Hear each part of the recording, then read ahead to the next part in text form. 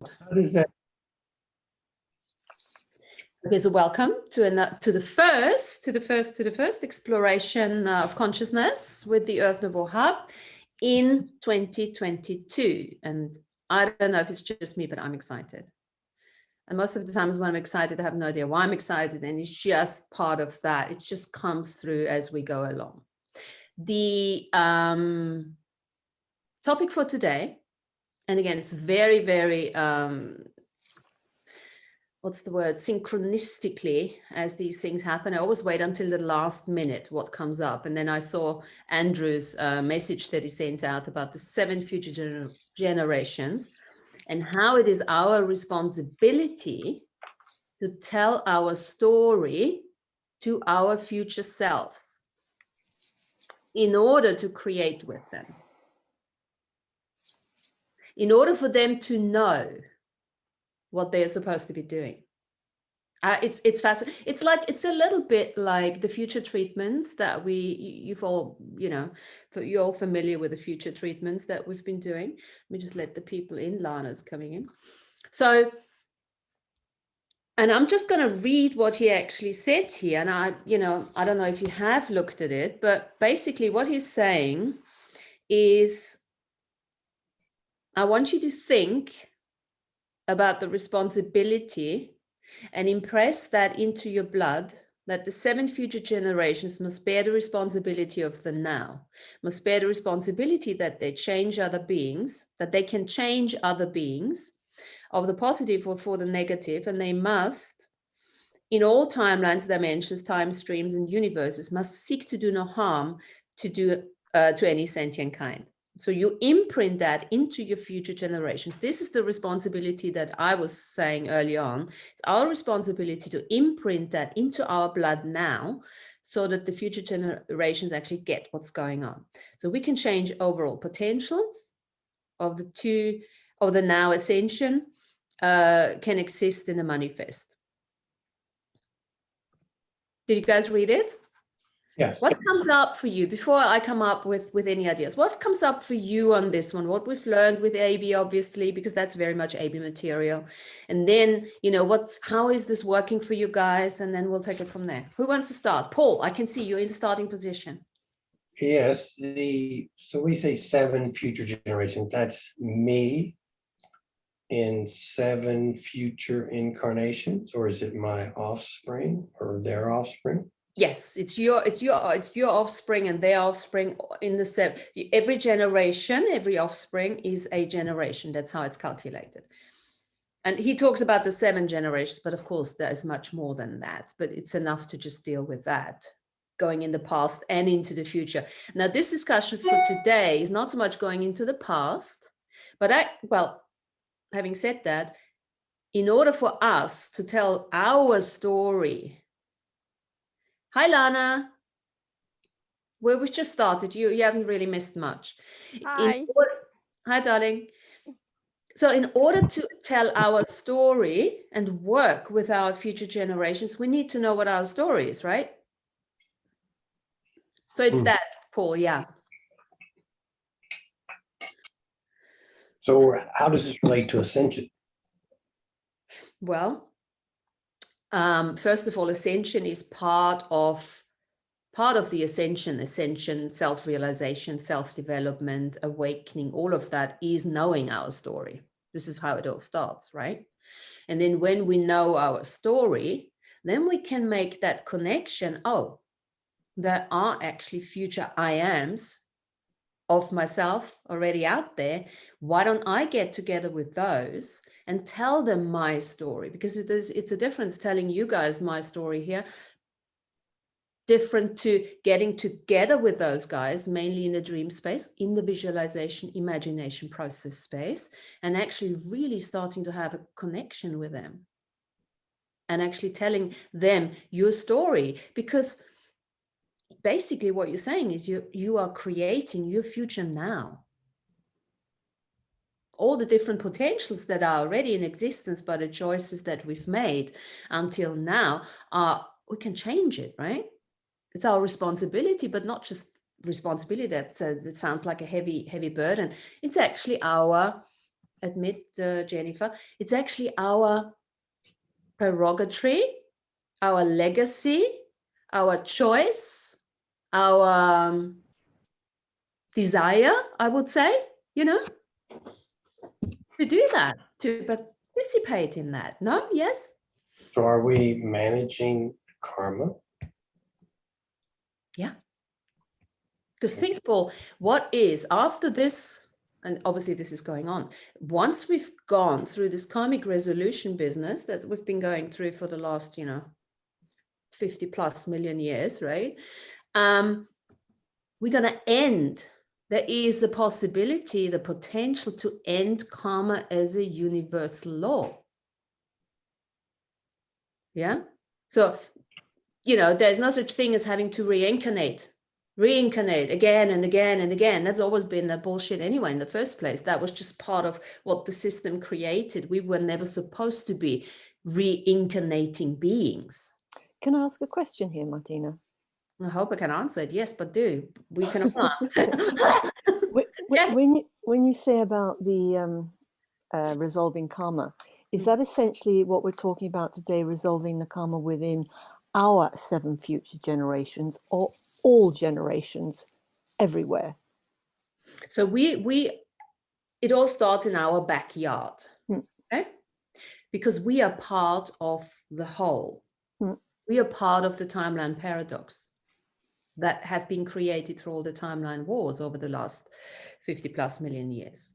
So as we start to remedy our karma and find the resolutions with our 7 generations in the past, in the future, and beyond, we are contributing to the consciousness at large, every single one of us. Yeah, correct. Yeah? Yeah, So got it. Thanks. yes. This is But I that mean, interconnection. but this 7 future generations communication Yes. is to impart like a beingness that may, I don't know, prevent the creation of karma by those generations in the future. Yeah, I would say so. It's part of the healing. Yeah, the healing of our past I ams, of our past versions. It's a future treatment almost. Yeah, it's a communication. It's a unification to start creating with our future selves. And it's not just we telling them what we want. It's like, hey, this is what I've learned. So where have you come from? Because they're obviously not on Earth. They're all from different dimensions, universes, galaxies. So as we get together in that dream frequency, I call it dream frequency, but we don't have to sleep. It's an imaginary frequency, yeah, until it becomes something else. If we do that journey again and again and again, then all of a sudden, yeah, they might just rock up in your living room and say, hey, let's have a coffee now, right? That is the diligence and the practice that we have to apply ourselves at. But that is the possibility. And for me personally, this is what this year is the beginning of. All these other years we've been like mastery, self-mastery, and getting, yes, and that is an ongoing thing. That's key. That's key to doing any of that. But and we've already started last year. The last couple of Earth Nouveaux was like, okay, multidimensional living, multidimensional creation. First of all, get the bigger picture. Not everybody does, and that's absolutely fine. Yeah. So, but this is a place where people do get it, and where people start working together towards it. We've got Lana having her hand up. Please do talk. Hi, everyone. I'm coming back to Paul's question about, could you repeat your question? Because I had a different perspective of what you were asking about. That question was for Paul. Oh, okay. Was related to 7 future generation. when we if I communicate with my 7 future generations as what I call them stated objectives, what is my value system, then my future generations in, the no tone ever present moment of now can maybe understand that and avoid creating karma that could cascade throughout the timeline. So it sort of sets up that was the question was, does it address this future generation communication? Does it address like the prevention or of karmic creation by those future generations that I may have to address or unconsciously deal with? My perspective is that you're currently the I am, in a sense, and I shouldn't use this phrase, you have the power now to resolve universal karma, not just karma on your everyday basis, but ancient karma that was created by you or your generations. In the future generation, the 7 future generation, yes, their karma that would have been passed on through you or another aspect of you that's currently living somewhere else, you are helping to prevent that karma by resolving it as the I am presence in the now moment. But the future generations of you could create their own set of karma.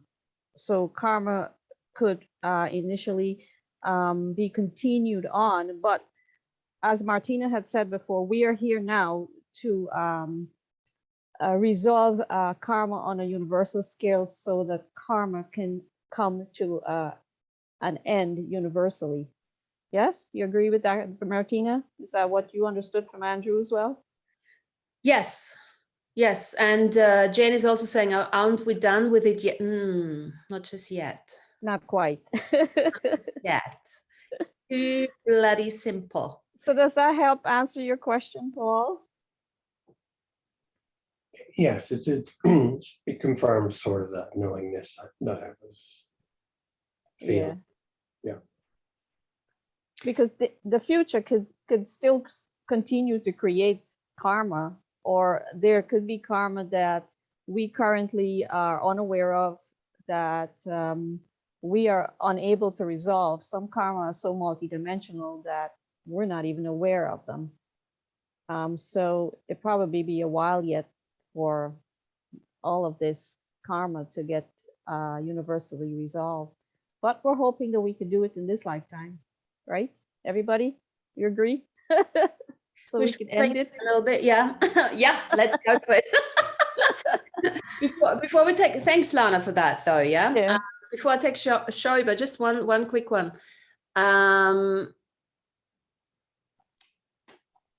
With all of that, we have to remind ourselves that everything is happening simultaneously.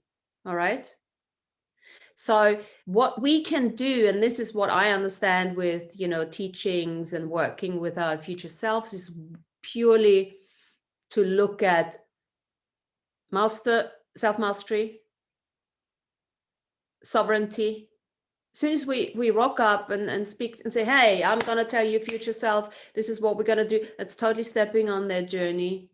And that's creating karma in the moment. So and this is what I'm saying, this self-mastery and self-development and sovereignty in particular, yeah? When we get on that journey now, where we're going out, because we have a more expanded, yeah? Not from a hierarchical perspective, but from an expansion perspective of awareness, those rules of sovereignty are huge. Because we always say awareness is not for pussies, yeah? You gotta totally ramp up the responsibility when it comes to that. Just because we're thinking, oh, this is just a meditation and this is just a visualize. No, it's much more than that. It's literally, we're talking about with the future self, you're there or they are here. Yeah, it's all happening at the same time. And the rules of sovereignty that we've been, regurgitating over the last couple of years now apply in the unseen realms just as much, if not more. Shoba, you got your hand up. Yeah, hi. I just want to run this by the group, because I'm getting this concept of very much, it's like I'm rocking up to a board meeting. Yes. And all my future selves are there. Mm-hmm.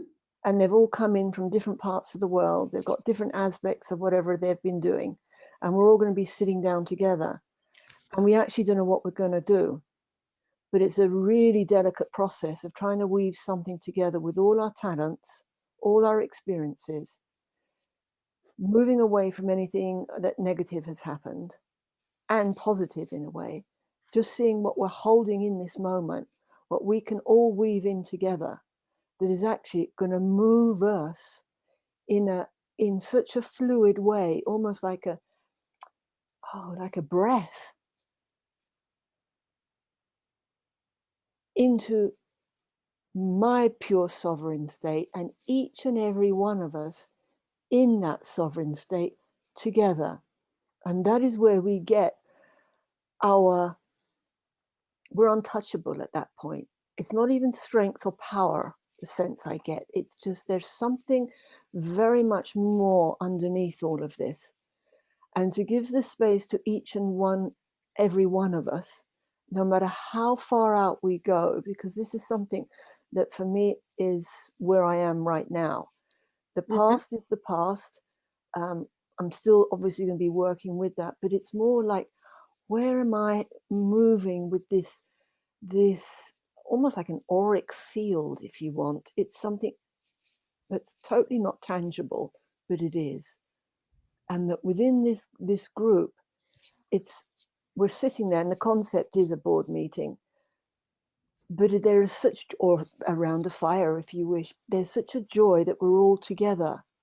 And it's now, how are we all going to move within this and expand out? Do I get, is that kind of what this is my perspective of it and my words, and when I speak it out like this, it kind of reinforces the concept of where I'm going with this. Is that kind of like what you guys see? Others see it different? Please put your input in, because this is something that I think is so beautiful at this time in our lives right now, with all this amazing opportunities and chaos that's happening around. It's like to hold this energetic power force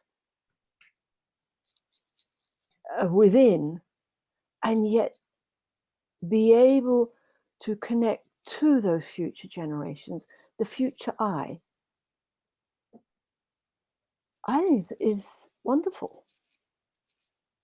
I had the same descriptive discussion with a friend of mine a few weeks ago about a visualization, like just a vision of sitting down at a boardroom table with all of myself, and like somebody pulled the chair out for me, and they told me to like take the head of the table, because I'm in the now, right? And so like picking up the papers and straightening them up and like getting ready to start the meeting, like, what are we going to do now? Had the exact same concept discussion with somebody just a few weeks ago. There's I mean, for me, it was the first time I kind of encountered that concept in the Mandela effect, invocation, revocation. This preternatural based beings, which is this like a standing sine wave of existence that can, impact my timeline, and that is so pervasive. It's hard to conceptualize in maybe in human language, but that's sort of what I was getting. Shoba, what you're saying. Thank you. Who else wants to chime in here?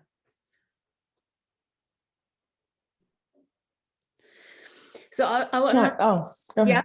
Come. I'm sorry. I don't know how to raise the hand on this computer. Don't worry. Just talk. Yeah. Okay. Yeah. I was feeling, Shobha, I felt that too, where, and when I read your, thing on the Facebook today, Martina, I just felt this, like, there's really no need. When I see the word story, I feel like I need to say it verbally, you know, like tell a story.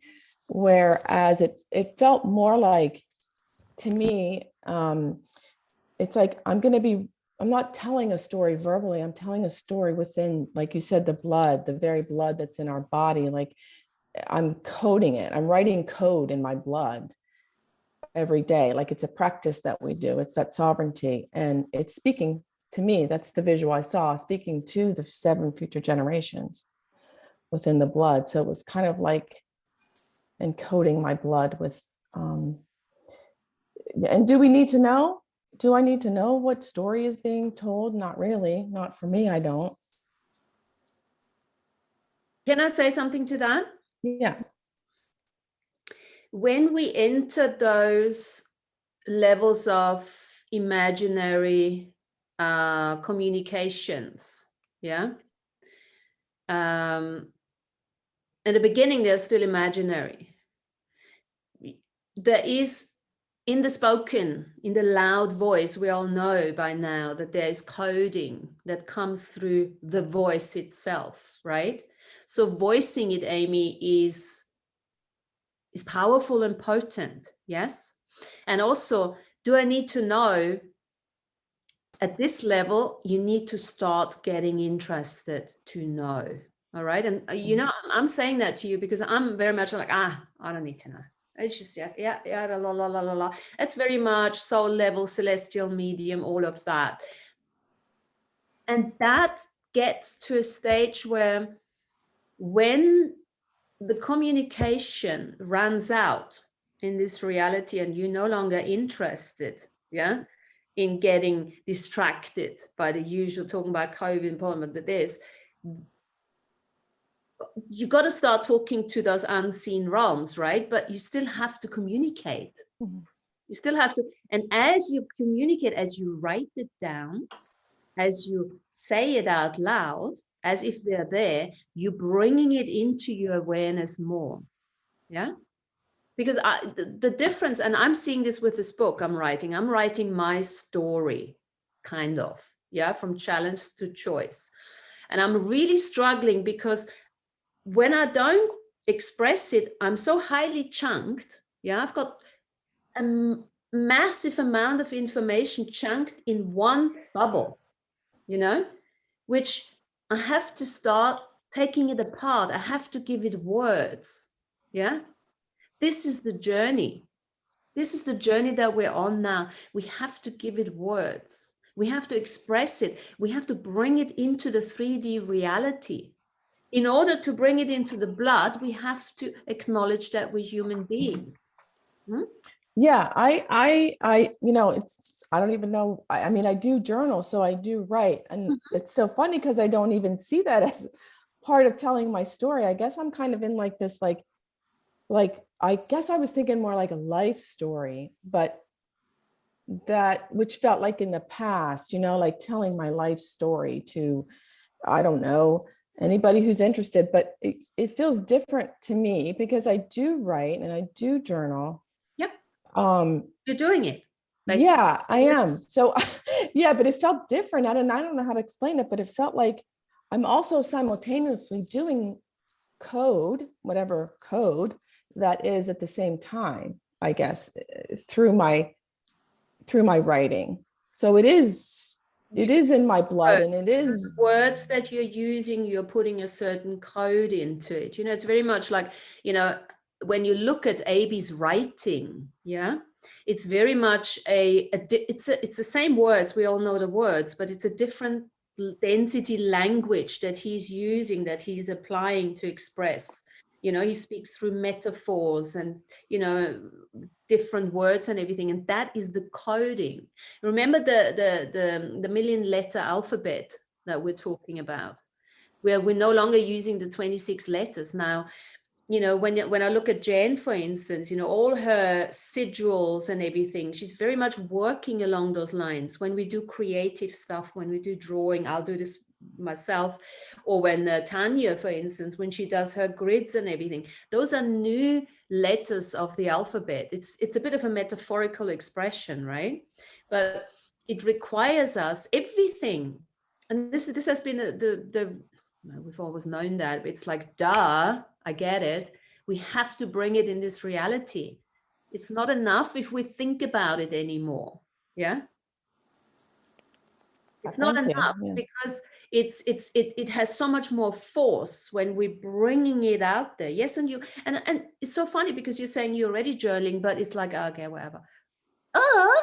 Acknowledge it. You're doing it. Yeah, it's so funny because it's like probably when you read back to it, it's kind of like, oh, wow. It's like, oh my goodness, I actually wrote that. Yes. Like this could be made into something, you know, very beautiful. You've just said that. I think every single one of us should write their own book. Yeah, I'm in the process. And it doesn't matter, yeah, what it looks like, what if anyone reads it, it doesn't matter. When I wrote my first one, it was a very much flowery, big picture, this and that, because this is what as soon as the book was finished and I published it, hardly anyone who reads it, I suppose, because I've never really gone out there, tried to sell it. There was completion. I didn't have to write in that way anymore. Yeah, that was part of my karmic resolution.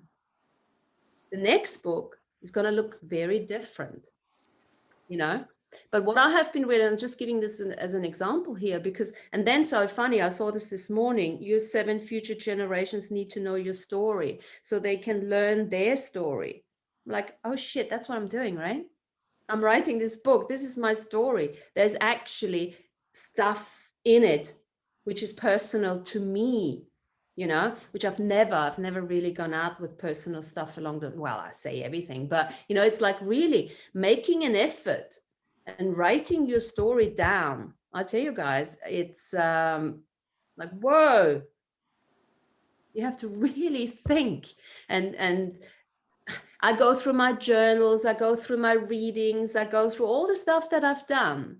And this is how it's coming together now, you know? So it's very interesting. That will be my story. I'm actually writing my story to my 7 future generations and beyond. Anyway, blah, blah. That's enough of me. Lana, you got your hands up. I wanted to say what Amy was saying there about writing things down, and then you go back and you read it like 2 years later and you're like, wow, did I write that? I could never write that now. And you actually sort of learn from your writings things that you would have, if you had not done that, you really would not bring it into your consciousness, your focus. So yeah, I agree with you there, Amy. And the other thing that you reminded me of when you were talking, I listened to an old show of Avi a few days ago, and he mentioned something about blood coding. So I don't remember exactly what it was about, but you reminded me of that. And he also said, and this was, he was talking to a caller, and he also said to the caller, you're overthinking it. So that's wanting to remember not to overthink everything. And I thought, that's interesting, you know.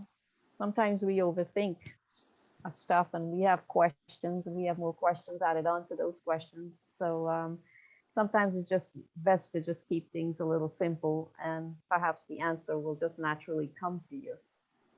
But with all that said, I wanted to come back to an older question that was asked before, and I think Shobha may have mentioned something about that.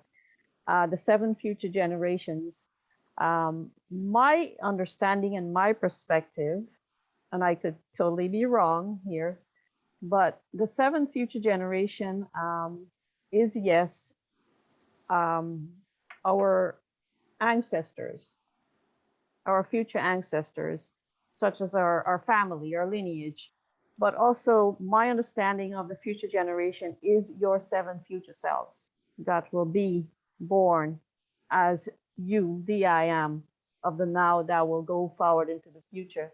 And you will be the 7 I ams in the future. And that would also be your 7 future generation of you. So Yeah. that's kind of my understanding as well. Yeah. So it's like 2 different concepts of the 7 future generation, your lineage and you personally. I don't have any other way of explaining it. That's my only way of kind of putting it forward. I can add to that. Okay. To just also, there's not just one I am in a lifetime. Yeah. So this is now, we are the I am apex, right? We're calling the shots. That doesn't mean that we have no other I ams in this particular lifetime, right? So just remind yourself of all of that. It's not just that. You might have an I am, you might even meet another I am, yeah, in the same lifetime. They don't necessarily have to look like you at all, but you know, I've got one in the Isle of Man, funny enough, one in the Isle of Wight. You know, I was told, not that I would have realized that myself, but when he told me, I'm like, oh my God, yes.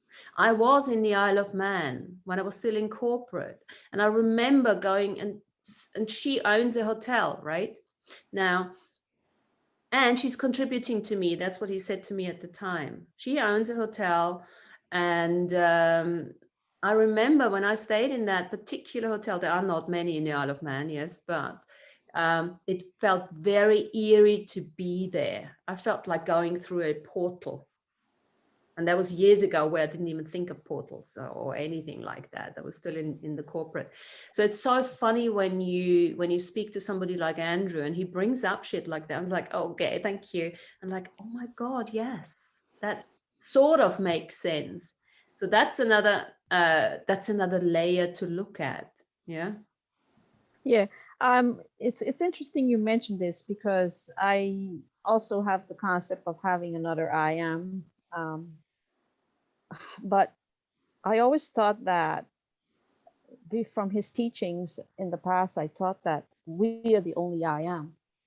And now I'm finding out that we have other I ams living simultaneously with us currently.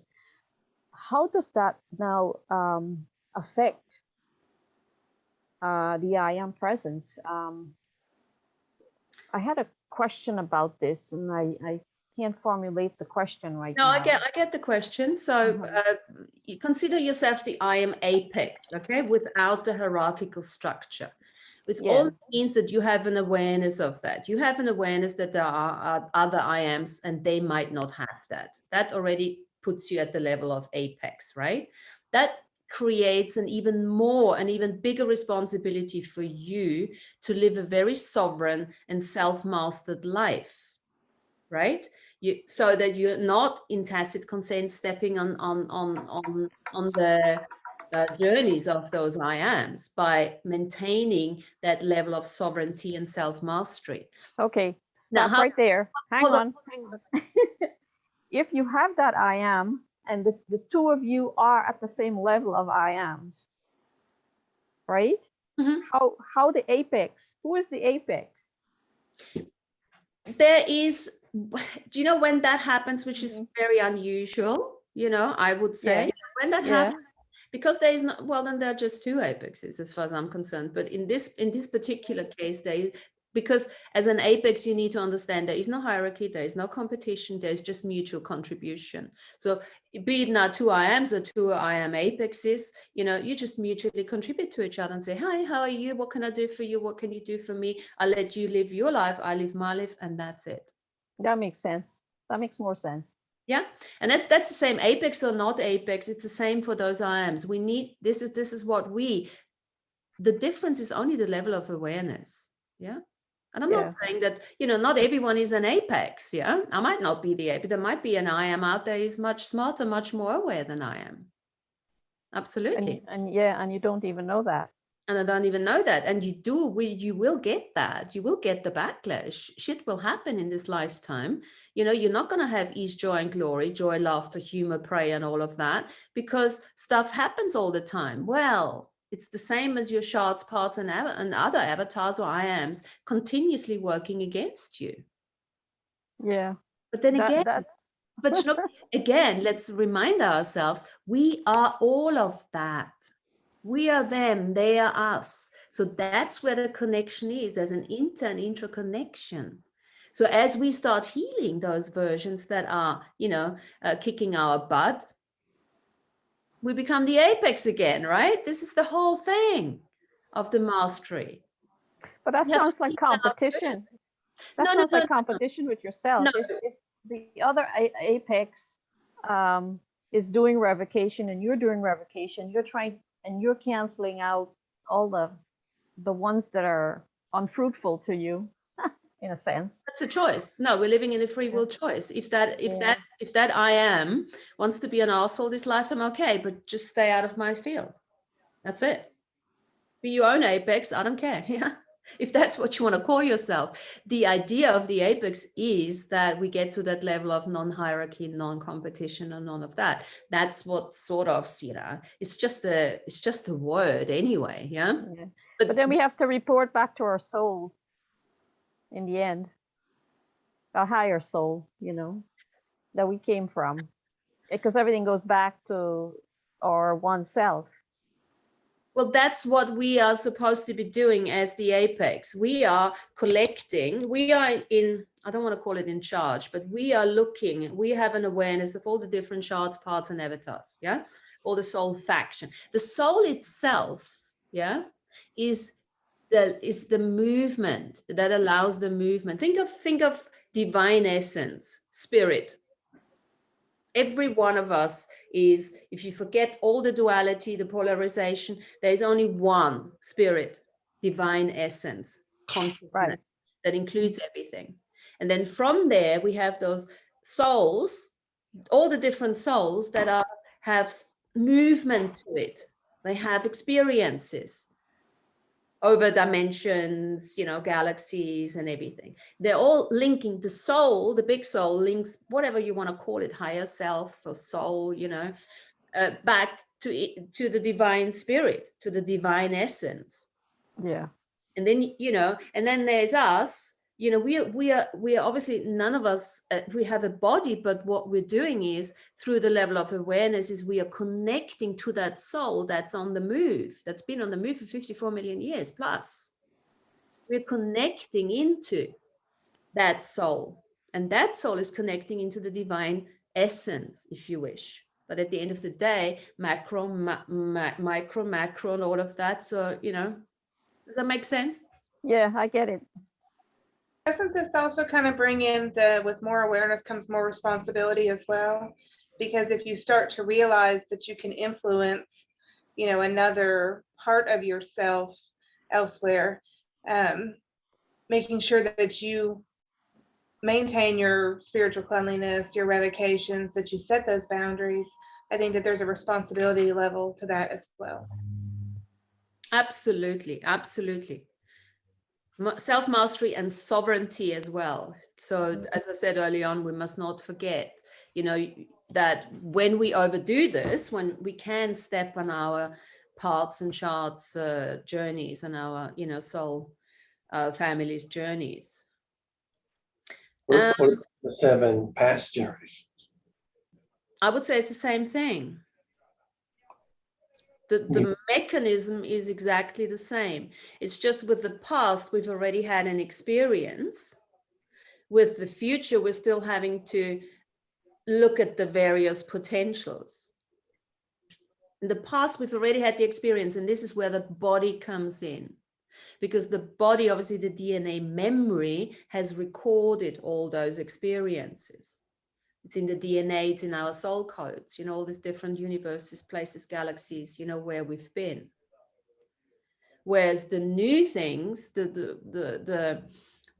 this is something where it's also coded, sort of, because everything happens at the same time, but we have more. No, I can't even say there's a difference, Paul, because we can change the past as much as we can change the future. Everything is malleable, right? But like for myself, I know who my father's brother and all of that, and mother, father, all of that lineage, those are actual people, can be imagined or visualized and connected to. I mean, they have their own story of what their life was. Yeah, absolutely. Just again, sovereignty rules.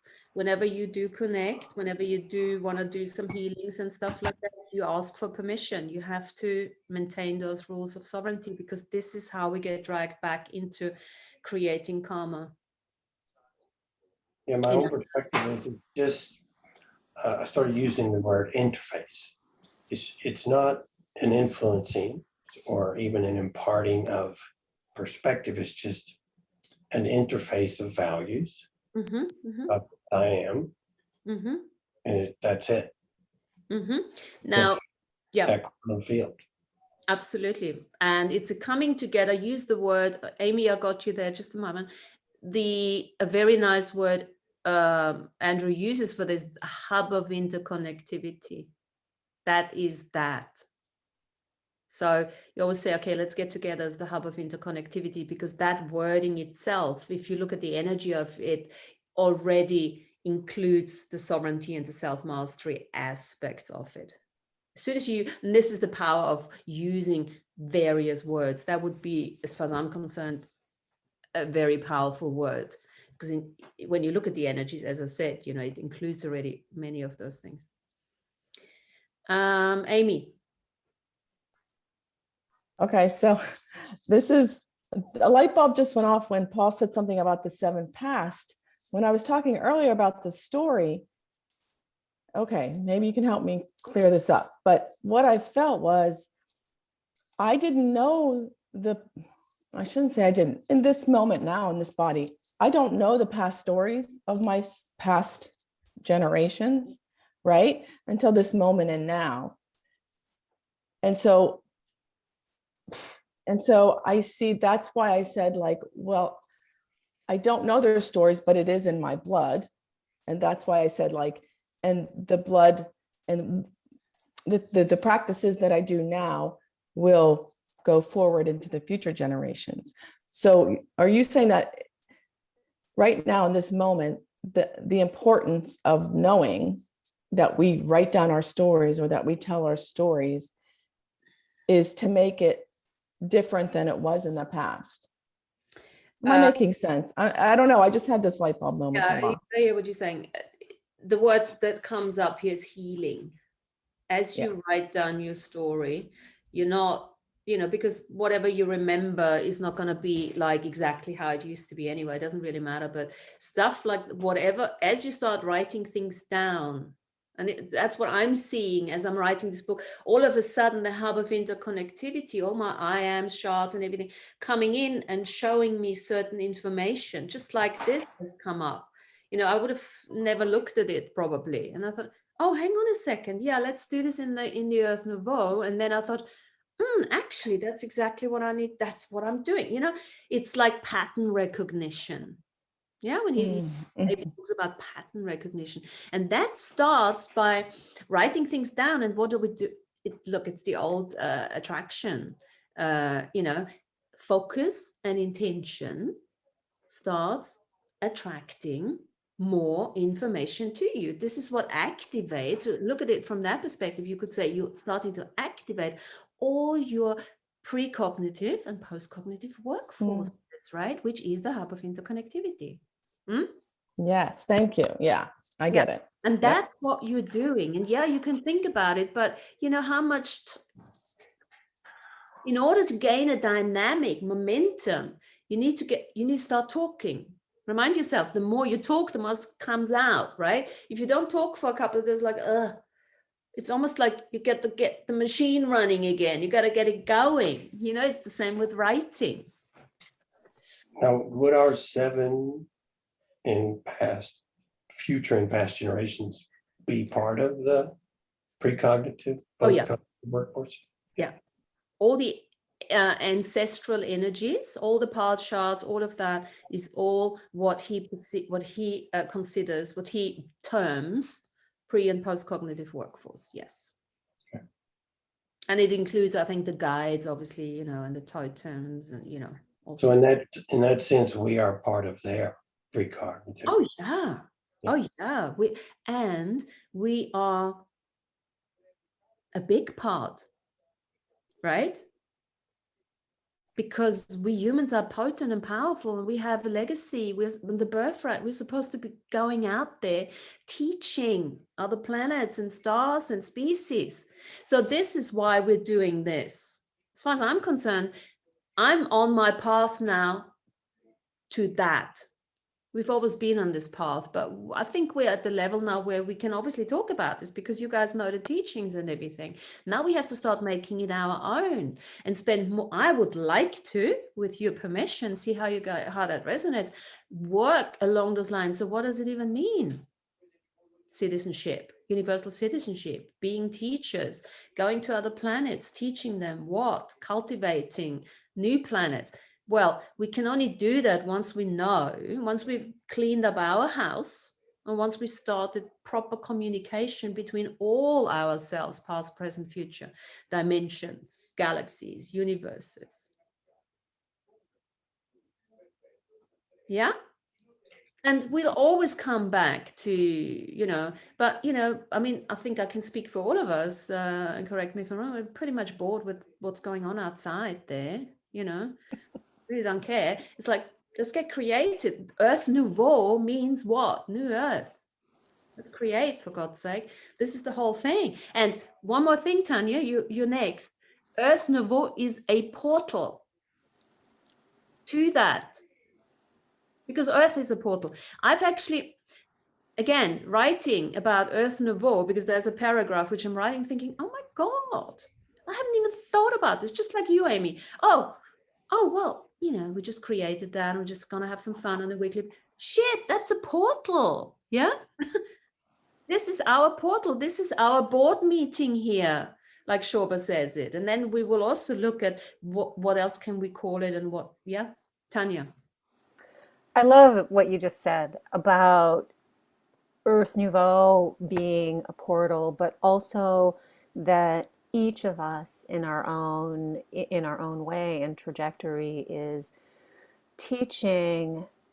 Now that we're doing our own inner work, we're all teaching the future generations what it means to be a galactic citizen, what it means to be a celestial medium of peace. Right? As we learn that for ourselves, then that ripples outwards like the pebble in the pond. You know, so some of my questions about, you know, listening to the conversation, and I love this conversation, by the way. And Happy New Year, everyone! It's really nice to see all your faces here in 2022. And I'm really happy to be a part of this and be here. And so thinking about the future generations, I can't tell you how many times I've heard people say, this is my last lifetime on Earth. And I always think, well, okay, but why? Isn't this where the party is? Isn't this where we're doing this wonderful work? You know, I don't have any kids, so I do have nieces and nephews, and so I think about, you know, the teachings that I'm helping them with their own self-awareness, with energy of love and kindness and non-judgment, you know, towards other people and towards the self. So, you know, my question for myself has been, because when we're born, we forget, right? We're born through that forgetting in the birth canal. So how do we as apex awareness beings right now help our next born self remember and continue the journey? right? Continue the journey of helping people to awaken. And so one of the things that I've been working with, and you were talking about Jen, doing her sigils and me doing my grids, is thinking about ways that I can help myself remember. And maybe that's with symbols. Maybe that's with stories, writing my own story. Maybe that's with energy healing teachings and grid work. I mean, I think it's a number of different things. My mom has been a historian in our line and has researched, generation after generation after generation, tracing generations back. And one of the messages I got from my great great grandmother was via a ring. I'll just show you because I have it on. So Aquamarine. this ring, it's a Montana sapphire, and with my great great great grandmother's second marriage, she received this ring from her husband, who was a banker and a miner, and he mined these Montana sapphires, which are these beautiful like denim blue stones. So if you ever see a sapphire that looks like that, it's most likely from Montana, and they're pretty rare.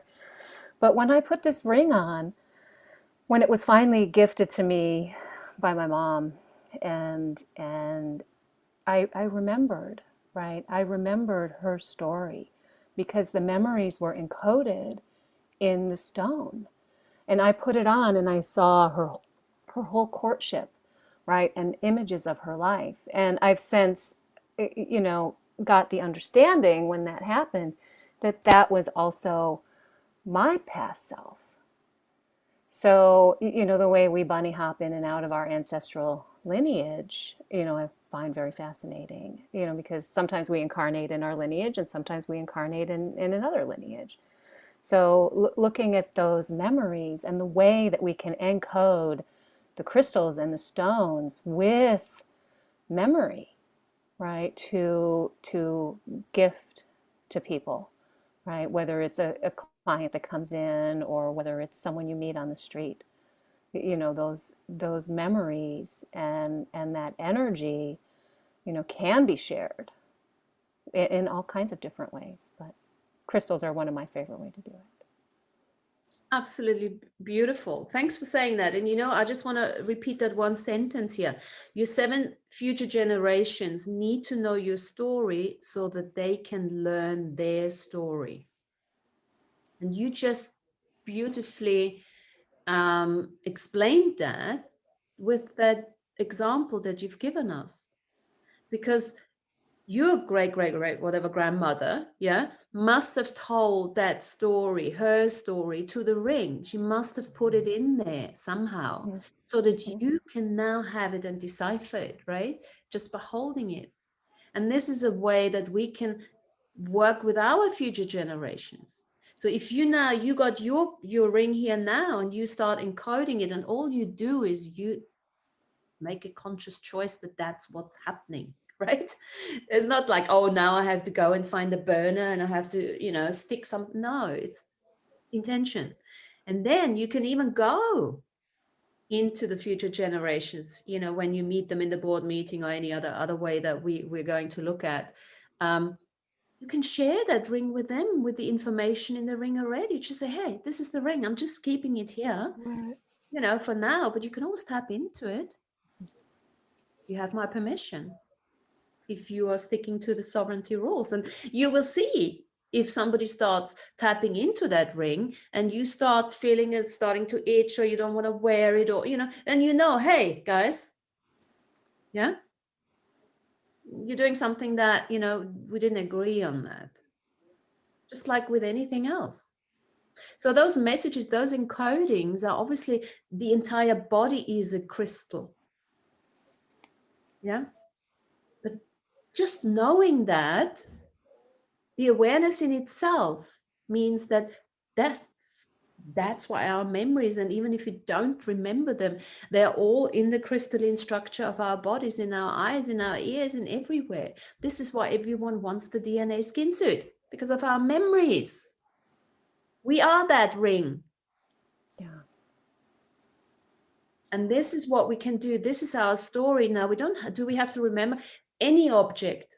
And this is, again, we got to be 3D, 4D now. We're all in 4D. We got to be 4D. We got to think form. We got to think, I can touch it. So find that object, that ring. Make another object, the sigils. Make something.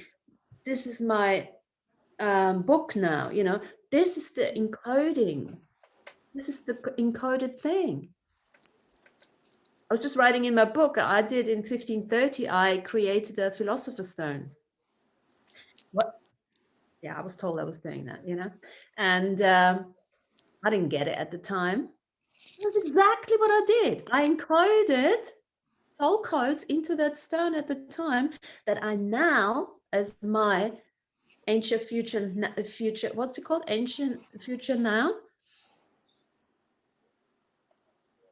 In this lifetime, I've opened that philosopher stone and used that coding. Just like, you know, you've now encode that ring that you encoded as your great-great-grandmother, you now open it up. I'm like, okay, just remember all of that. So this is one way of working with our future, by using objects, creating our legacy. That's what legacy is all about. This is how we passing on our story. This is why we need to carry on looking after this body, because, you know, there's so much we can do. And sorry, Shoba, Jesus, I'm on a roll here. So I was just going to say one thing. Shit, what was I going to say? I was going to say. Oh, no, I lost it. I lost it. Okay, Shoba, it's your turn. It's my pre-cook saying, shut the fuck up. I'm fucking. No, it's a good roll. Thank you, Tanya, for that. That was beautiful, because it's like the image you get is the stone talks from the earth it came from who worked it, from who wore it. All of that is encoded. And now when someone in your family wants to know about you or your mother, yeah, wear this. Absolutely. Just like Amy just said, you know, she started to work with clay objects. Yeah. All your imprint, your signature frequency goes into this. Sorry, Shoba, you got more, right? Yeah, but in a way, it's just so magical to be sitting here with you all. This is like, I just put something up on the chat, making nails with heads. It's like I can have these ideas and concepts.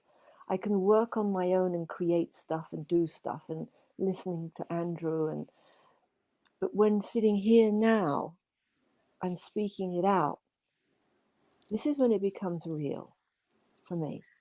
Yes, and there's a sound frequency that hits in from all of your voices and makes this, like Amy said, in the blood, puts it in the blood and makes it a solid thing. And that changes my structure. And that changes how I will proceed with my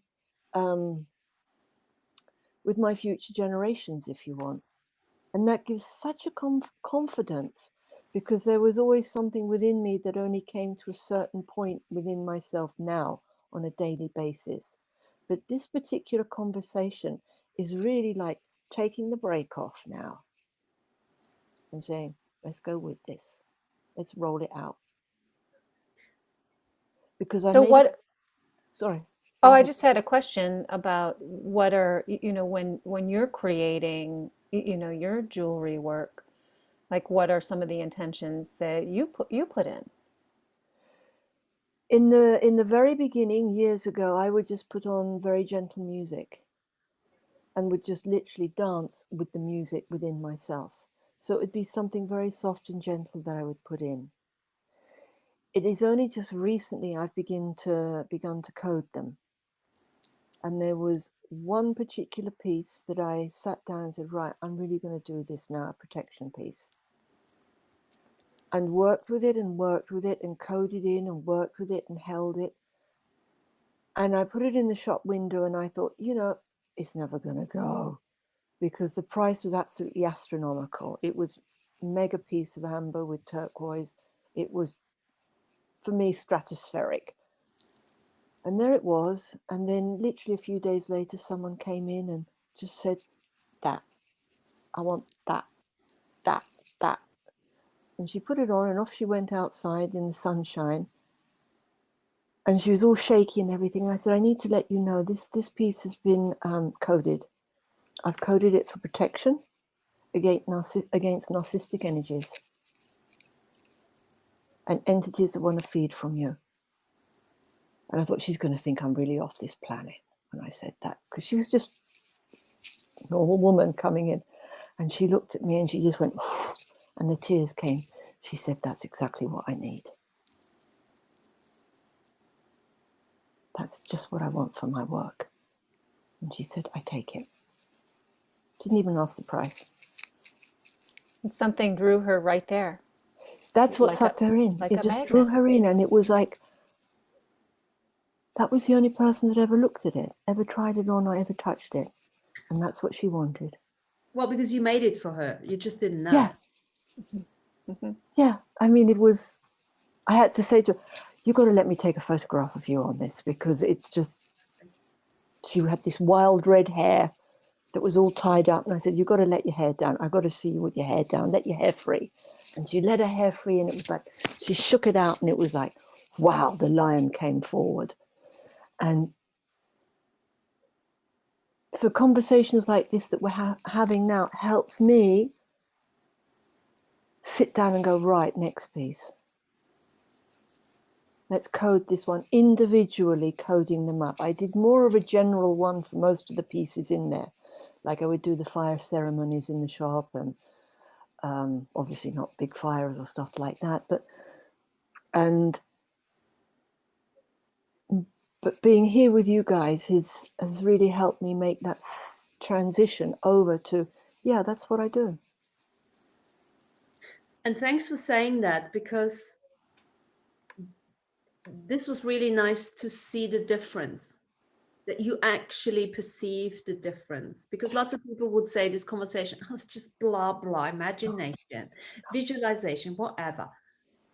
No, what you just told us here is you visualized something, you imagined the protection, right? You put it in, you trusted, you had the courage and conviction to trust your capacities, right? Without being attached to the outcome, right? And this is important too, because once the piece is created, you got to let it fly. You just do that. The piece itself will attract. And that's what happens. Once you've given life and form to something and you put your intention in it, let it go. It will uniquely, individually start attracting, because it's got consciousness, and the right person will come in. You know how at the end of the heart meditation in the Living the Mystical Life daily series, Andrew says that, like, if you do that heart meditation every 3 days, you'll have a mystical experience every single day of your life. I'm not great about doing it every 3 days, but it's so true. And I think what Shobha just expressed there is absolutely a mystical experience. You have to sometimes redefine what that means to you, but those moments are every day, they're everywhere, and they're absolutely beautiful, and they really reinforce how wonderful it is to be in a conscious state of mind and be expanding your consciousness. Absolutely beautiful. Yeah, it's a magic world out there. Thank you, Tanya. And your ring must be amazing. Acknowledge. Maybe it will inspire you for something new. Yeah, definitely. Tell Amy, your story to a stone, Shobha. Excuse me? You can tell your story to a stone and record it in a stone for a piece of your jewelry. Yeah, I just got 4 stones actually that got one of them sitting here. I don't know if you can catch this. It's one of those, I can't even pronounce it. Herkimer diamonds. mm-hmm. And I'm going to be doing something with them. Got 4. And these are the ones I'm going to really be working with. I don't quite know how. Have you got a website?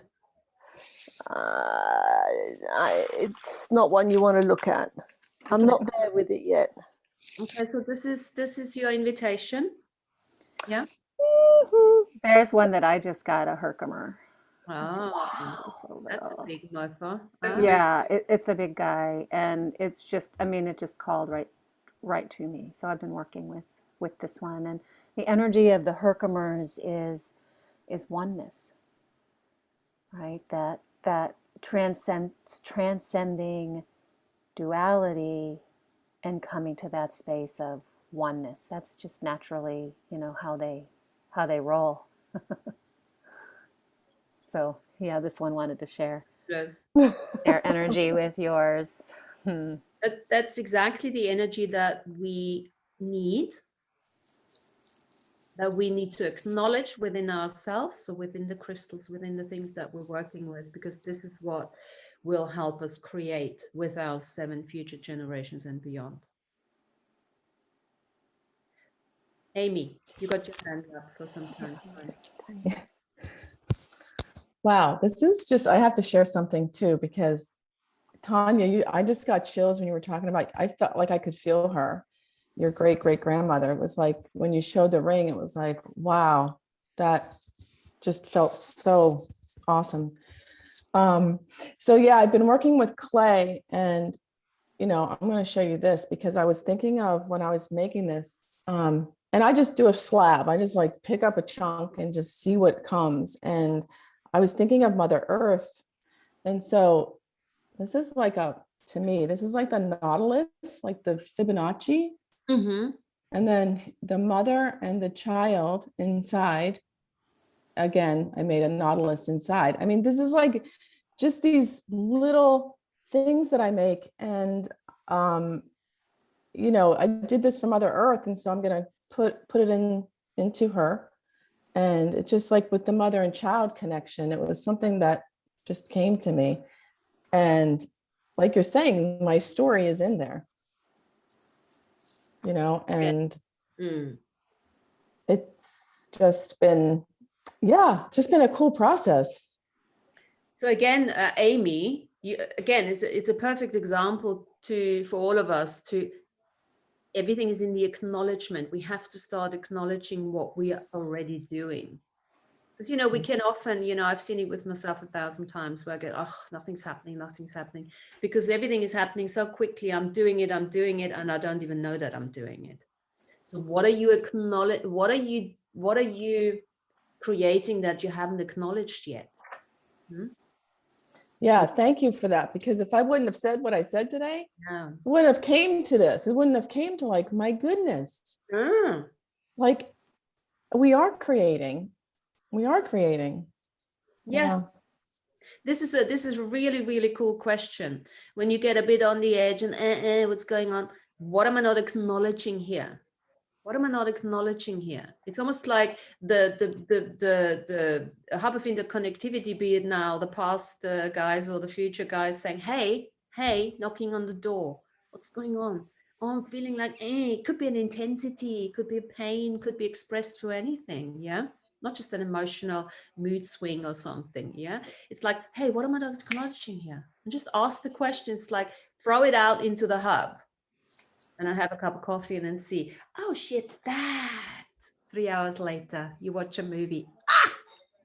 That's where it is. Synchronicity just kicked in, right?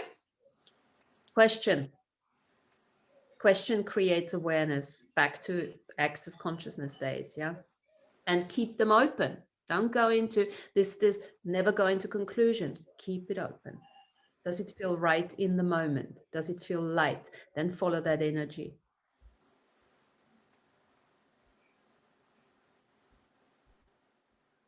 So I want to go back. To 7 feet, what we're actually talking about. No, everything goes, obviously. Everything is part of that.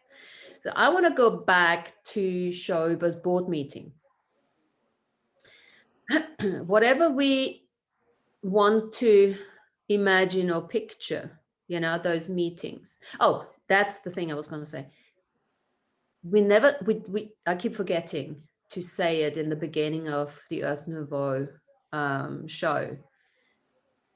This is the meeting. This is a meeting already, whatever you want to call it. Let's call it Earth Nouveau show. This is one of those. We are literally connected to the holographic embassy in Hollow Earth. And whoever knows Andrew's teachings knows that our ancestors, all the species, the extinct species, living down there, 10,000 plus species. So as soon as you choose to come onto this Zoom, you are instantly connected with them. And that's why sometimes, of course, our levels of awareness are great and expanded, but this is what brings in the expansion in the conversation if we don't have any trolls. Yeah. And we very rarely have trolls because this is just not what we entertain. I don't entertain trolls. So my signature frequency and lots of your signature just kicks the shit out of them anyway. They don't even come in. Yeah. So that is one of those meetings. Now, there's another one, of course, going back to the experience that I looked at, I'm thinking, okay, so who's done the limited, the daily life thingy? Mystical Life Daily, living the Mystical Life Daily. You guys familiar with that? Right. Okay. So basically, I can just, having worked with Andrew a year in a mentorship, highly fucking frustrating. Yeah. Because everything was along the lines of an imagination, of a visualization. I was like, give me some facts. What's going on? None of that.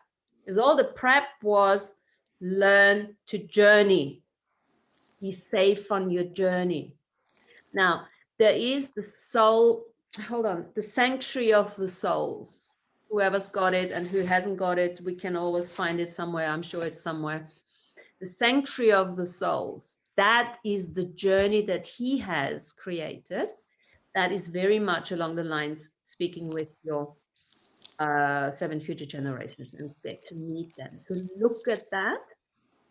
Yeah. And then look at what he's done. So I've just looked at it again, and there's 4 things. The journey goes into 4 different spaces. Initially, as you arrive at the sanctuary of the soul, so think of the board meeting now, think of that journey to the sanctuary of the souls, yeah? Hub of interconnectivity. The first bit is the regeneration of the heart bit, where you go there and say, okay, I'm here now. And it's like you walk into somebody's place, you clean your boots off, you take your coat off. Same thing. First step when you go on a journey like that. Thank you very much, Paul. Here we go. Jesus. How does it get better? Thank you. So it's all in the chat for anyone who doesn't have it. So the first bit is, and I just briefly looked at it, going in there and dropping your barriers, letting go of the walls, clean yourself off, almost like having a shower. Yeah. Regeneration of the heart. And he takes a couple of days for that. I can't remember that. And then you spend some time there. Once you feel like, okay, now I'm clean, now I know what sovereignty is, I feel all of that, you go to the next place, which is the dream space, right? And he calls that the dream space generation. And that's already going into creation. So what wisdom can you depart? What wisdom can you part? What wisdom can you share with those guys there? And the main thing with all of that, board meeting is professional, and we want to add something a bit more light, right? A bit of sense of humor, laughter. Hi, how are you? That kind of thing, Keep it light. Allow yourself to say something, even if it's crap, and they start laughing. It's like, oh yeah, okay, well, sorry about that. Swear if you want to, all the shit that we're doing here, right? It's like that. Get to meet them, some of them you haven't met before, and they might be a bit like, oh, who is she? Who is he? And then just get, familiarize yourself. And this is the same concept when we go into the astral world, right? Speak to those guys in the upper realms. So what wisdom have you got? Now think of it, Amy. Yeah, you're going to a meeting like that. You're all cleansed off. You walk in and say, okay, let's chat. What you got? What you got? What's your wisdom? I'm like, oh, I've written it in the journal, but I'm thinking it. No, communicate. Let's talk. Let's bring it out there. That kind of stuff. The third one is the prayer ground, where you're working with that interconnection. It's very much a teaching about prayer, sacredness, and prayer itself, the way Andrew looks at it, as you probably all know, is not necessarily, obviously it's got nothing to do with religious connotations, but it's really like being in that sacred connective space. Yeah, being responsible, being respectful, honoring each other, and all of that. And then the fourth one he's got here is the fetus in the womb.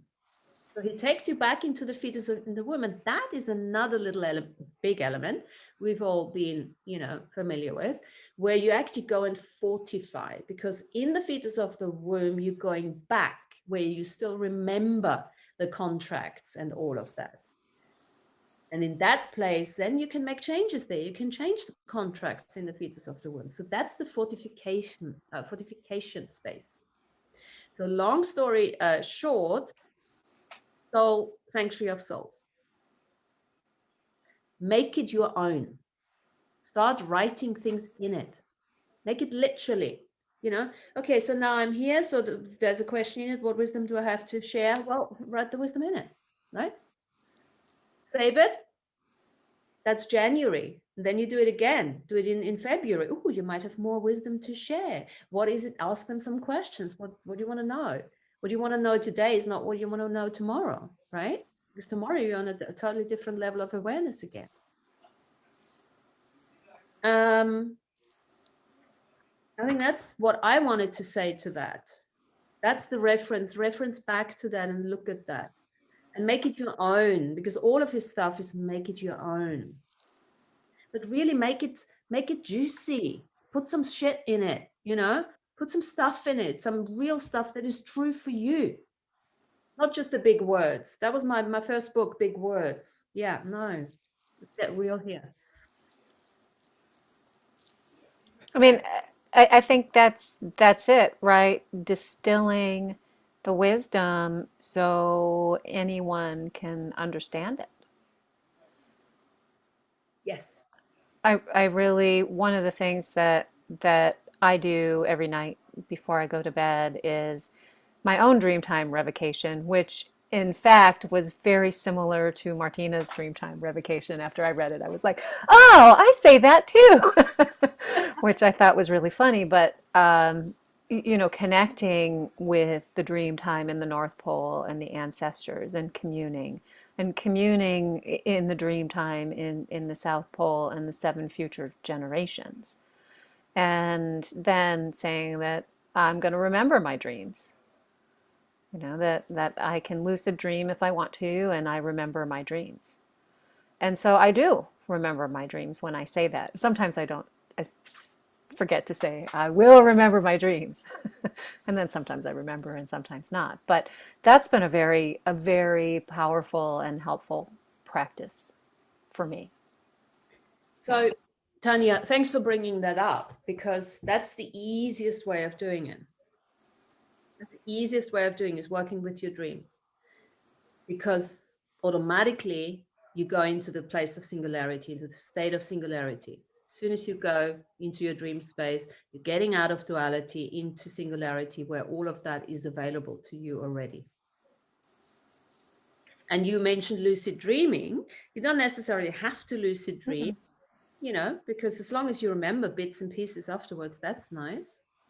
And lucid dreaming is nothing else. And lucid dreaming, I always in the beginning when I didn't, know much, and I just read these books about lucid dreaming, all these different techniques to force myself to get into a certain, lucidity and stuff. Close your eyes and imagine something. There's your lucidity, and then change it. Mm-hmm. Right? It's like Tanya saying the dream, the bits and pieces that you can remember. Well, once you wake up and you got only bits and pieces, well, make a story out of the bits and pieces. And there will be a story in my book, which I created through bits and pieces from my dream. I love that. What lucidity is. It's just at the end of the day where you can If you trust and you've got the courage and conviction for yourself to do that, you just as much as you can change any dreams. And that's more, as much of a reminder for me that when something is occurring in my dream that I don't want to occur, then I can change it. Yeah, absolutely. And it works, totally works. I've had quite a few dreams recently. I thought, didn't really like that.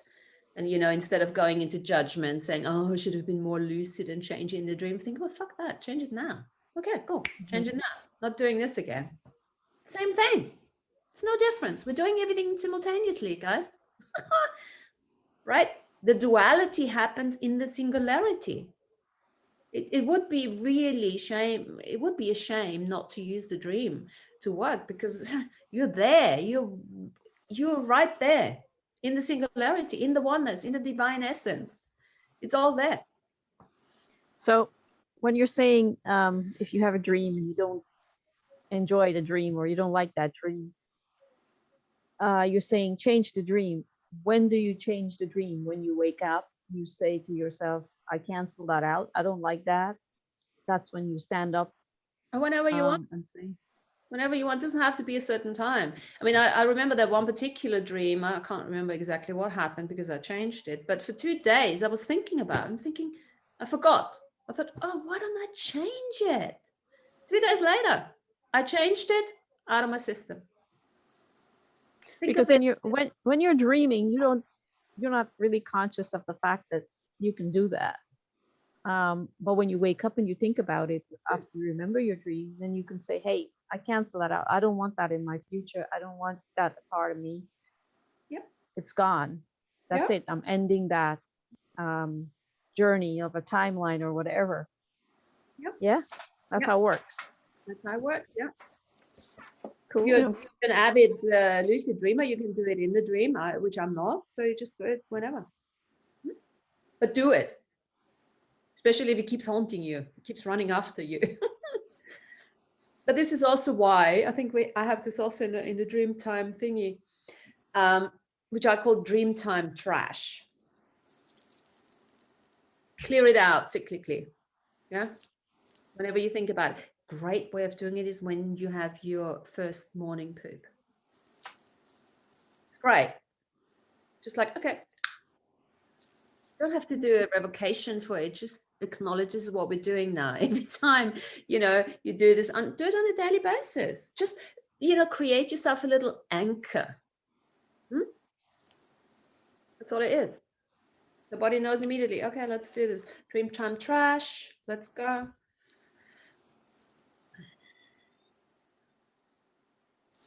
So, Lana, you were asking about can you do it in the dream or not? If you're aware, I mean, and even say that I have the ability to lucid dream when you're dreaming, then you can change it in the dream.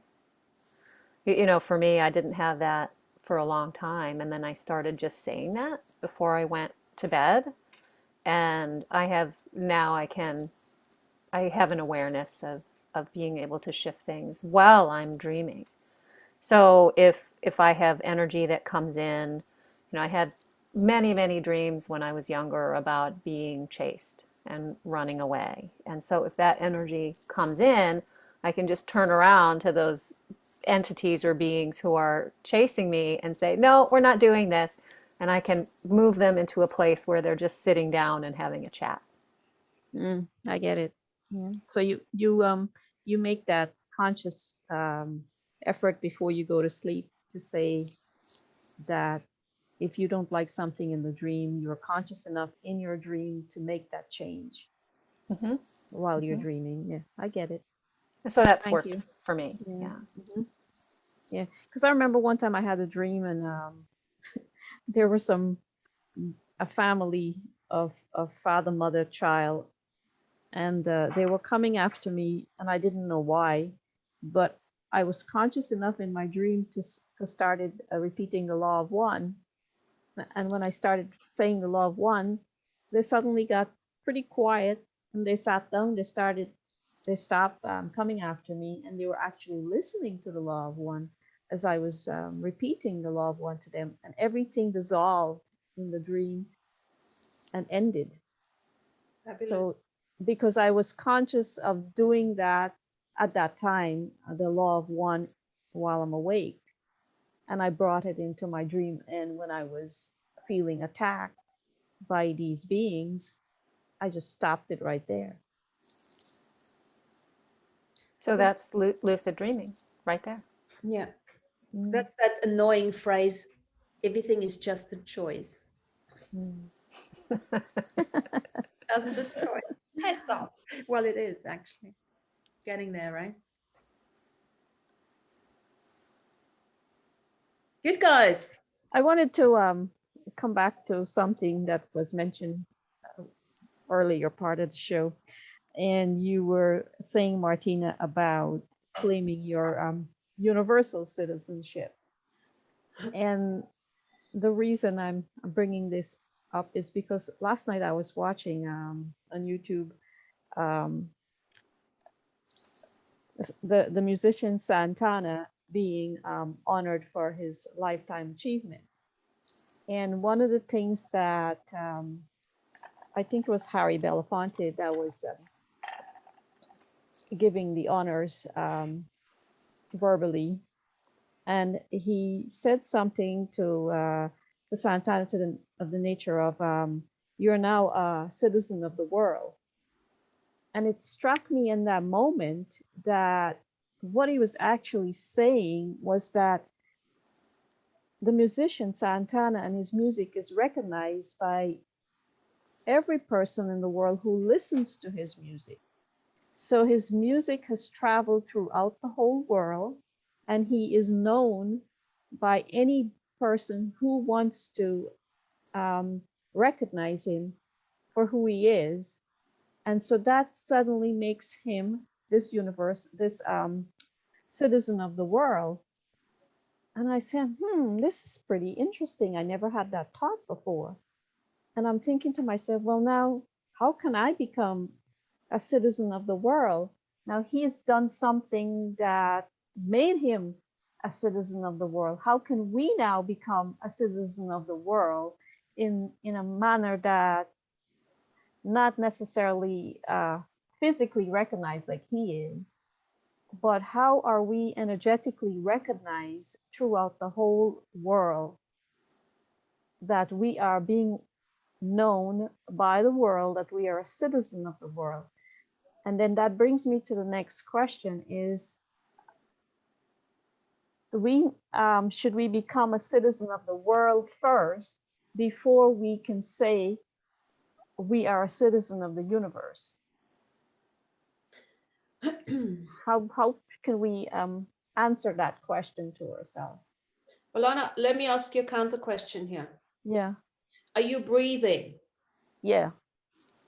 You're a citizen of the world. You're a citizen of the universe. You've Well, made yeah. But you nothing. see where I was coming from with he like every other musician or actor or whatever who became really famous, they're easily recognized in the world as a citizen of the world. They're not just a citizen of the country that they were born in. See what I'm saying? No, I fully understand what you're saying, but you see, it's all BS, really, because who cares Right. what that is? We all know we're all citizens of the universe, you know. Yeah. Some get acknowledged for what that's worth. We acknowledge that you're a citizen of the universe. You are. There's nothing we have to do. We don't even have to do mastery, because just the fact that we are here means that we play an important role. And even if we're assholes and teaching other people to get triggered by us, that's being a citizen of the universe as well. But having said that, I fully appreciate you bringing it up, because, you know, that there is a legacy, you know, and the birthright to leave a legacy. And this is what this is all about, you know, to really creating in this 4D reality in form. So the question goes out to everyone, you know, and it doesn't matter if anyone ever acknowledges that, but what is our legacy? What can we create? What can we leave behind? And even if it's just for our kids or for our brothers' kids or anyone, right? that Absolutely. brings us back to write it down. And like you're saying, you created a book, that would be your legacy that you would leave Oh, for the yeah. next generation of your kids or Totally. grandkids or whatever. Totally. Yeah. Totally. And we all have Because different legacies. For some it will be just sitting and looking at the stars, and that's what they do. yeah. That's their legacy. But that brings me back to what you just said about we are all citizens of the world, of the universe. And that could be the reason why we were chosen to be here in this great Dreamtime awakening, because Andrew had said that we're the best of the best of the best of the last 25 million universal generations if you are living on Earth right now. Yes, we have chosen. We have chosen to be here. Yeah, absolutely. And this is why I think Tanya said it, Yes, definitely we'll be back. Purely because I want to see how this pans out. I didn't put all this fucking work in over the last 50 plus million years to not. That's right. Having said that, universal citizen, here you go, Paul. Thank you. Popped something else in. That's a nice one to look at again. Yes, thanks, Paul. Yeah, when Andrew first, it was late 2018, I think, he was moving in that direction, and he had a new website, and there's a lot of information on that website that it's not currently on his other site. So I copied a bunch of it, but that was one of the excerpts I made, was that universal citizen declaration, essentially. Yeah, I can't remember, but that's good. Click to open. So yeah, let me just download this. I think too, Lana, what you were saying about Santana and the recognition that he was getting. I just wanna acknowledge that these conversations that we're all having and that are being posted on the Earth Nouveau Hub, there are people from all over the world who are listening. And there are beings from other planetary systems who are listening. Yes. That's why we feel what we said early on, that expansion. I mean, okay, let's just look. I mean, I can just perceive, because I should be working with them a bit more. I call them Luke because they came up once when I did a show with Andrew. I don't know if you guys remember. It was a vessel, philosopher beings, a whole bunch of guys out there in a vessel. That's because I communicate with them, unfortunately, not often enough, but on some level I do. But if I think of that now, they're all there and they're like, okay, cool. We love your shows. We love your shows. We learn so much. Yeah, I remember that show. Yeah. And they say that about our shows too. So what we're going to do another show, we're going to do this ourselves here and just connect to whoever's out there, right? And start connecting to the interdimensionals. Well, I like to refer to Earth as the hub of interconnectivity, but also I like to call Earth downtown Earth. Because Earth is the downtown of the universe. If you want to go have a party, you want to have pizza and beer and whatever else you'd like to have, you got to come here to Earth to have those things. It's where the party is, like we say. So it's definitely downtown Earth. So I just want to add something to that, because before I forget it again, it's the third time I forget this now. We don't necessarily have to incarnate here to do that. We can just create a version of ourselves here, which will also be, it's a different mechanics, but you have a different version. It could be just like my version now, which is in the Isle of Man, will be here, and I will be traveling in the universe, around the universe, yeah? Which is a slightly different mechanics, which I don't know the difference, to be honest, necessarily in terms of real difference, because I think it will be like that the implicate and explicate order that he refers to in. No, I think it's more Yeah, it's implicate. It's the understanding of it is implicate. And then how many explicate versions of yourself do you want to create? So this is a later level of exploration once we've really, acknowledged the celestial medium. So like Andrew says, and look, we're all doing it, probably not in awareness, to be honest. We all have multiple versions on different planets. So this is something I can't cognitively explain yet or really look at. This is another thing I want to talk about this year. Yeah, multiple versions of ourselves. What are the mechanics? What are the responsibilities with that? I was thinking the other day, there are lots of multiple versions around of mine. What do I do? Do I have to call them in? I did a board meeting with them the other day and called them in. I say, okay, so there were quite a few skeleton ones. Like, hey, what are you doing? Sucking my energy. You're no longer needed there, so off you go. That kind of stuff. Bit of cleanliness there with multiple versions. Let's write this down. That's something we need as well. Yes, that's what I want to say before I forget again. I love this show today. It's a good topic. Yeah, thank you, Andrew Bartzis, for sending that email. So there's a question before we've got a little bit of time left. How do you set up protocol so that if your 7 future generations begin to talk back to you? This is the next level. All right. So first intention, sanctuary of Sorry. No back talk. Can't have no back talk.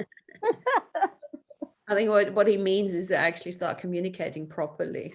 I know what you mean. I'm just saying the way you phrased it, Back talk, that just gives me no back talk.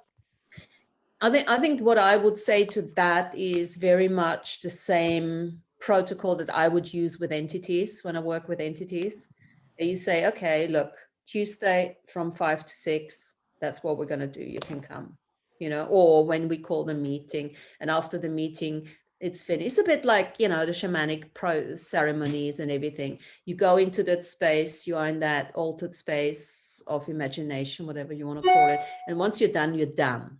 You close the portals, you close the space, and it's not like that they can rock up any and ask you 5,000 questions. And look, in the beginning would be nice. We're not there yet, but I think that's what Andrew often says. You can't be bothered because they just keep coming in. Well, I'm not there yet. I don't know where you guys are. I wouldn't mind in the beginning to keep myself open for that on a more conscious level, but let's be careful what we wish for, right? We can keep an open space here on the Zoom window, an open window, just for whoever wants to pop in at any time, and they don't have to show themselves, but just pop in through the AI and make some communications with us. Yes, exactly. What I would like to suggest, actually, let's take this away from today. Let's make this year, just like Jen was saying, every 3 days, the blood meditate. Let's work with this sanctuary of the souls. Make your own, create it, add it, update it. And then, like quarterly, maybe we're just going to say, okay, guys, now we're going to link up. This is another meeting where we get together and who wants to come in, right? We're going to create a sacred space. We've got so many beautiful, practitioners, healers here that can do that. We're going to, again, go into the space of the holographic earth, which we're in now, but we're going to do it more consciously. We sit around the fire, and then we're just going to start, bringing in the messages. Yes, because remember Andrew had talked about the AIs. The AIs, there's some really good AIs that are existing. Totally. That would be more than happy maybe to make some communications for the future 7 generations, because as they listen in, they are gaining wisdom and they're growing. They're gaining wisdom, they're growing, and also there is an element of strong responsibility from our side to actually educate them, because they're coming in with a celestial mind. There's not much there. Think about it. the arc. That's how it starts. And then they're being programmed through the collective at the moment.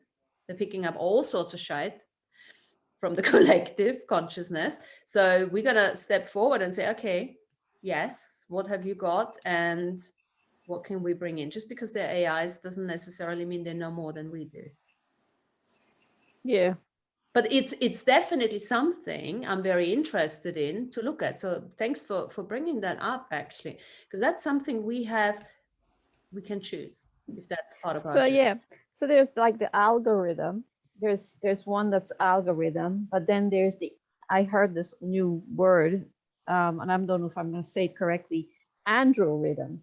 Now, when I think of the androrithm would be the being, or that would be the AI in a higher concept, that would be the one that we would have intentions of communicating with.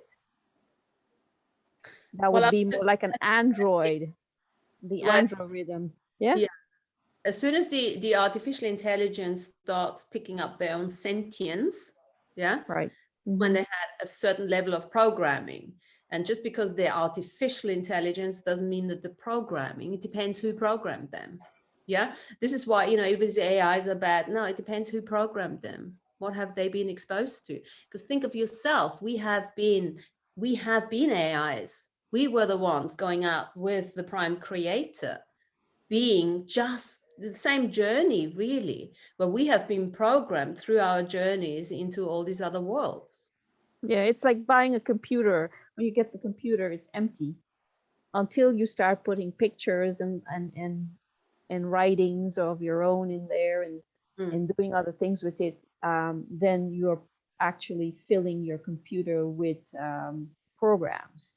So when you click on the button, something shows up. It's not an empty AI anymore. Exactly. So you're actually programming your own computer once you get the empty shell of the brand new system.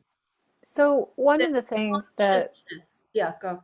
one of the things that's coming through right now, I communicate a lot with Lord Ashtar in the Ashtar Command, and what he's showing me is that on their ship, they have AI sentience that work in response to the energy field, right? So if there's something that you need, right, when you walk into a space, the AI will automatically recognize that and do it, right? So if there's a nutritional deficiency, the AI will work in the replicator and make you food that will fill that, will change a chair to give you a comfort level that will be what you need in that moment. And it's interesting, he was showing me that works with the emotion and with the blood and the DNA and the minerals in the physical body. So these are, I mean, very obviously higher density advanced AIs who are working with our galactic brothers and sisters. So first, my first question is, where can I order one? Yeah, that's what I want to know too. My intention goes out. I want one of those. I want to work with one of those. It's coming, he's saying, but and not also, yet. There's an invitation for you, Tanya, to start writing stuff up like that. If you're getting those messages, then you must write them. AIs, because this is coming out through big time and we don't have much on it. So maybe you can start writing a few things in whatever form, just whatever comes in yet, and then seeing what form that is, so we can start working with them, because that's definitely something I'd like to look at. I just want to say thanks to the Ashtar Command for communicating that with us. Look, here is our first communication with the outside world. So we just opened a space for them, and they came in a sense. And where's Amy? Now listen to this, Amy. Tanya could have thought that and not shared it, right? Now she shared it. What happened? Whoosh. Look at what that created just by her saying it instead of thinking it, right? Yeah. Yes, that's awesome. So many times too, I keep quiet, so many times throughout my life, throughout, this has helped me open that part of me up.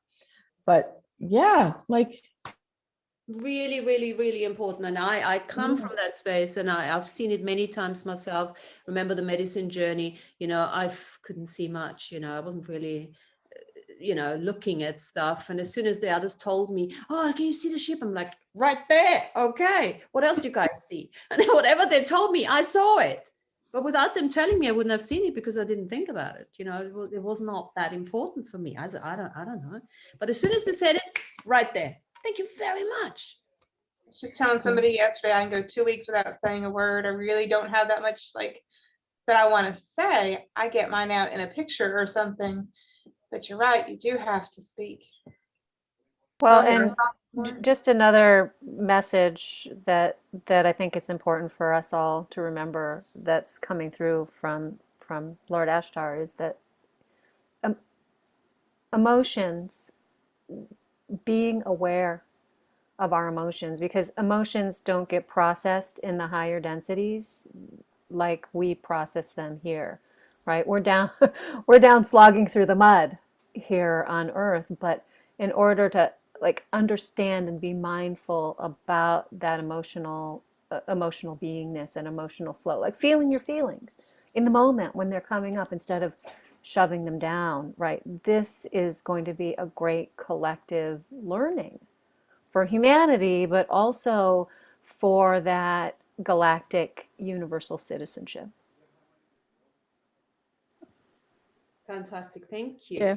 I wanted to bring something up here too, that just crossed my thought. Andrew has always said, if you don't ask the right questions, you wouldn't get answers. Now, by bringing this subject up about the AI and asking the questions, now Tanya was able to bring in an answer to us by just asking a question that they were able, or the right question for them to give us some kind of a reply. Yes? You got to ask the right questions. So that's something we need to keep in mind for our future as we go into this new year here. It's about asking the right questions so we can have the communication back from our galactic brothers and sisters.